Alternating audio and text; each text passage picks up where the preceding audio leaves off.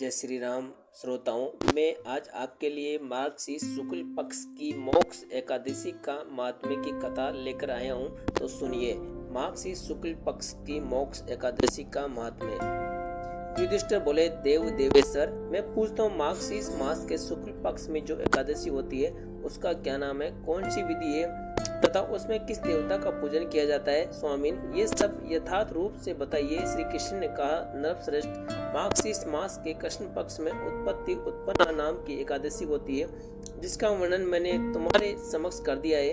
अब शुक्ल पक्ष की एकादशी का वर्णन करूंगा, जिसके श्रवण मात्र से वाजपेय यज्ञ का फल मिलता है। उसका नाम है मोक्ष एकादशी, जो सब पापों का अपहरण करने वाली है। राजन, उस दिन यतन पूर्वक तुलसी की मंजरी तथा धूप दीप आदि से भगवान दामोदर का पूजन करना चाहिए। पूर्वोक्त विधि से ही दशमी और एकादशी के नियम का पालन करना उचित है। मोक्ष एकादशी बड़े बड़े पातकों का नाश करने वाली है। उस दिन रात्रि में मेरी प्रसन्नता के लिए नृत्य गीत और स्तुति के द्वारा जागरण करना चाहिए। जिसके पितृ पाप वश नीच योनि में पड़े हो, वे इसका पुण्य दान करने से मोक्ष प्राप्त होते हैं। इससे तनिक भी संदेह नहीं है। पूर्व काल की बात है। वैष्णव से विभूषित परम श्रमणीय चंपक नगर में व्याख्यानस नाम का राजा रहते थे। वे अपनी प्रजा का पुत्र की भांति पालन करते थे। इस प्रकार राज्य करते हुए राजा ने एक दिन रात्रि के सोपन में अपने पितरों को नीच योनि में पड़ा हुआ देखा। उन सब को इस अवस्था में देखकर राजा के मन में बड़ा ही विस्मय हुआ और प्रातःकाल ब्राह्मणों से उन्होंने उस सोपन का सारा हाल सुनाया।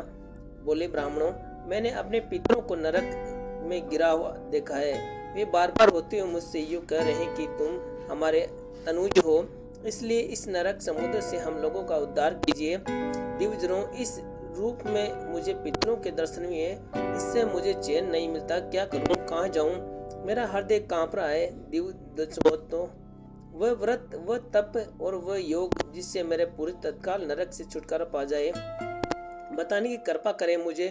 बलवान एवं साहसी पुत्र के जीते जी मेरे माता पिता घोर नरक में पड़े हुए हैं, अतः ऐसे पुत्र से क्या लाभ है। ब्राह्मण बोले, राजन, यहाँ से निकट ही पर्वत मुनि का महान आश्रम है। वे भूत और भविष्य की विज्ञाता है। नरक श्रेष्ठ, आप इन्हीं के पास चले जाइए। ब्राह्मणों की बात सुनकर महाराजा व्याख्यानस शीघ्र ही पर्वत मुनि के आश्रम गए और वहां उन मुनि श्रेष्ठ को देखकर उन्होंने दंडवत प्रणाम करके मुनि के चरणों का स्पर्श किया। मुनि ने भी राजा से राज्य के सातों अंगों की कुशल पूछी। राजा बोले, स्वामिन, आपकी कृपा से मेरे राज्य के सातों अंग सकुशल है, किंतु मैंने सोपन में देखा कि मेरे पितर नरक में पड़े हैं। अतः बताइए किस पुण्य के प्रभाव से उनका वहां से छुटकारा होगा।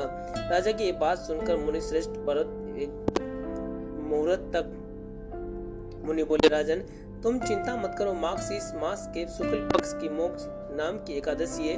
उसके व्रत के प्रभाव से सब पाप नष्ट हो जाते हैं। इस व्रत के करने से मनुष्य के समस्त पितर नरक से मुक्त होकर परम गति को प्राप्त होते हैं। राजन, उस दिन यतन पूर्वक तुलसी की मंजरी तथा धूप दीपादि से भगवान दामोदर का पूजन करना चाहिए। पुरोहित विधि से दशमी ओम एकादशी के नियम का पालन करना उचित है। उस दिन रात्रि में जागरण करना चाहिए। इस व्रत के प्रभाव से तुम्हारे पितृ अवश्य ही मुक्त हो जाएंगे।